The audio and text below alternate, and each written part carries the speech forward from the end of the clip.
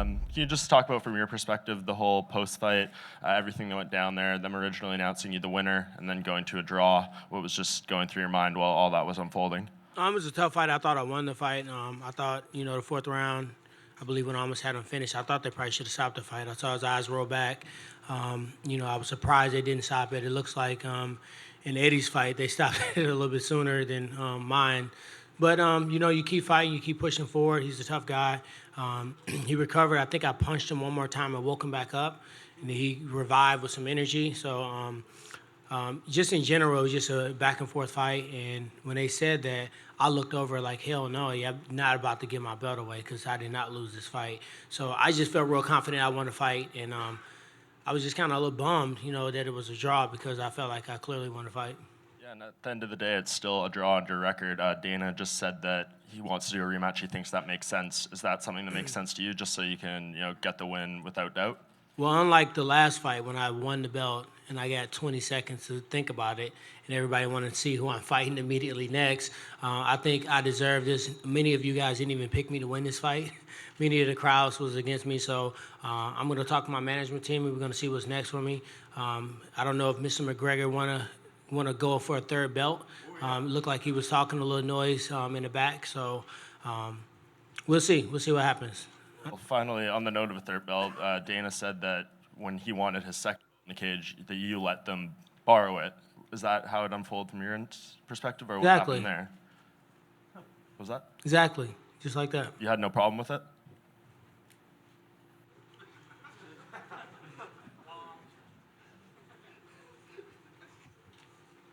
Tyron, I was going to ask you about that, and how hard was for you to borrow your belt when he was so disrespectful and he said so many comments during the weekend, and we saw a video yesterday, you guys exchanging words and backstage the weigh-ins. I'm a professional at the end of the day, and it's obvious that the majority of the crowd is here to see Conor McGregor, so he's built this mystique about himself that everybody wants to watch him fight and watch his antics and all those things like that. So it's silly for me to try to go out there and turn the crowd on my side when I know 99.9% of the people are here to either watch Conor win or lose. So I'm just focused. I really took myself out of that. After the actual real weigh-in, it was really no words actually said to me besides what's up, and then there was some social media stuff. But when I was in the back about to do the weigh-ins, like the ceremonial weigh-ins, I was just focusing on the fight because just to be honest, if you want to get to me, you can get to me. Nobody. If I want to get to John Morgan, nobody in this room can stop me from getting to him, and that's just point blank. And I'm coming for you because I know you pick Wonder Boy. Two questions. One, regarding the fight itself, you had a hard time tagging him at some points. He was really evasive. What particular ways did you adjust, especially in round 4, trying to get in a few extra punches, especially the heavy ones? Who's ever had a good time hitting Wonder Boy? No, everyone. Who's ever hit him like I did and almost finished him in that manner? I did a great training camp. I had guys, Chris Bang, former Strikeforce, UFC veteran. He mimicked him to a T.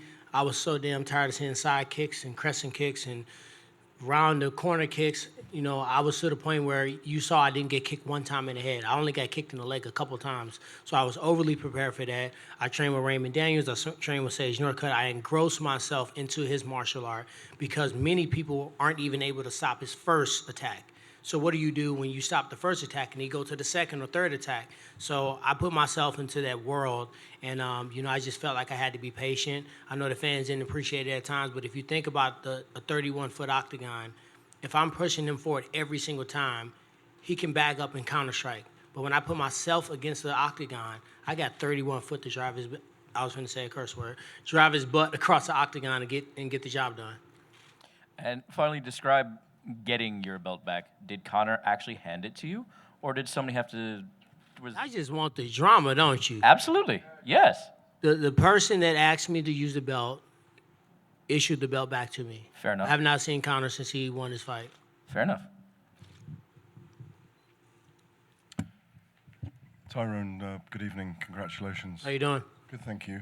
One of the things you did very well tonight was to, as you say, to be patient and counter with your right over his left, yeah? Yeah. A lot. And that right hook looked like it was going to knock him out. Yeah. You know, in the second and third. You didn't think he was out? Maybe he was out. Yeah, I thought you had a brilliant game plan. I wondered how much Duke Rufus had helped you in that process. Duke Rufus helped a ton, you know, not only just with his background in sport karate, his brother and his dad who grew up teaching him that art form, so he knew how to beat that style, but he also was open-minded to me bringing in other coaches. Like I brought in a national taekwondo, you know, training partner. I brought in Raymond Daniels. I brought in all these different guys, and he could have been like, hey, you know what? I got this. I got the training partners. You know, we got Eric Koch here. We got Anthony Pettis. These guys are more than sufficient to provide that look of Wonder Boy. But he was all about the task, all about winning the belt. So he really didn't, you know, mentally, you know, get the ego. So that's what I love about Duke. He don't sweat the technique. We just want the results. I don't want to cause any drama, but just want to know what it would be like to knock Conor McGregor's head off. Obviously, you're a much bigger man. And just talk to us about what really has gone through your head, because it clearly has. I mean, to be just straight up honest, Conor McGregor is a guy that fought at 145 ever in his life. I haven't weighed 145 since my sophomore year in high school. So if I beat him, It would be like you bullying a boy. I'm not gonna say that because he's tall, he has long arms, he has good timing, and when you got, you know, good timing and things like that, you can place good punches. But I'm 100% positive he's never been hit with the shots I'll hit him with. Stevie Wonder Boy is literally got my bid today because I hit him with some stuff and he recovered from it. I just don't think Conor understands the pressure I can put on him, the power I can put on him, and all the different attacks. So I think it's good for media, but in general, man, I don't know how I can win. If I beat him, everybody's gonna say I'm supposed to beat him. He was a former featherweight. If I lose to him, then obviously we know what's gonna happen there. But do you think the fight will happen? I mean, if he wants to fight, I mean, we can sign it right now. I'm good on the fight. I mean, I just don't think it's a good idea for him to fight me. Hey, T-Wood. Congratulations on the win. Thank you. Question for you. A lot of people were concerned, well, not concerned necessarily, but thought that maybe you had burnt out your arms trying to go for the choke with Steven. How did you feel after that, and how close did you think you were? Because that was quite a long time that you did try for it. Well, the biceps was definitely burning, 100%. But he was, I had him in the choke. It was so deep, and I know I got a good guillotine choke, and I heard him kind of heaving, and like, you know, he couldn't breathe, and it looked like he was panicking. So I'm like, oh, he's about to tap out. I'm going to just keep squeezing. Then my legs was sliding down his back because it was sweaty, so I tried to adjust my legs. And don't get me, Wonder Boy, I see you in the corner, but he doesn't have the largest head, so that baby popped out. And when he popped his head out, I was like, oh, my God, I just was squeezing this choke for 45 to a minute, and he popped out and he's on top of me. So yeah, it did burn my arms out a little bit. It took maybe a minute or two in the fifth round for my arms to kind of loosen up again. And quickly, you know, Dana had mentioned that he thought a rematch would be the next thing for you. Damian Maia is obviously in the mix as well. I'm curious who you would prefer to fight, Damian or Wonder Boy? You know, I'm just leaving those things up for grabs, you know. Danny said he usually don't pick fights the night of the fight. And, you know, I'm just going to sit back, you know, go back to the drawing board, talk to my management team, see what's important. Obviously, this is sport, but it's also entertainment. If Conor McGregor wants to fight me, I think all you guys are going to want to see that fight. It's going to suck for Wonder Boy and Maia because those guys are going to feel like they deserve a shot, but maybe they can fight each other in the meantime. So we'll see, you know. Thank you. Y'all want to see that fight, me and Conor? Yes, bro. How many of you guys want to see me and Conor fight? See, some of you guys don't think it's fair, do you? A question for Tyron over here. Where we at? All right. What's up, Aaron? Just a couple questions for you. This has been an interesting journey since Atlanta, all the hate that you received, the criticism that you received. Do you feel fulfilled even though you don't get the W? Is this sort of a shot back to the critics, or does getting the W really solidify that? Meaning, can you walk away, you know, saying that you proved everyone wrong, or did they rob that from you? You know, I definitely feel like, you know, I never go out there try to prove the critics wrong because there's so many of them, and they so fickle. Some of them say you terrible, and I can guarantee you if I go to my Twitter right now, oh, that was such an awesome fight, and it's the same people that, you know, was torturing me on social media. So with that said, I choose to spend time proving the people that train me right, my family right, my loved ones right. You know, I couldn't hear, but I'm pretty sure I probably got booed when I walked out there. I got booed at the press conference. It's the first time ever. And just in general, I just don't want to take away from the moment, man. This was a historical moment. I had to really focus, man. This week was a little weird for me, I'm going to be honest with you. And I had to stay focused on the task at hand, going out there and fighting a very deserving and tough opponent.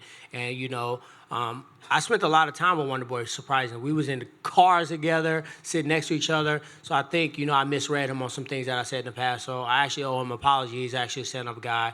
And, I said some things about him that, I kind of want to apologize for. This year, the UFC has done a good job of taking its champions to their hometowns. Verdum in Curitiba, Miocic in Cleveland, Bisping in Manchester.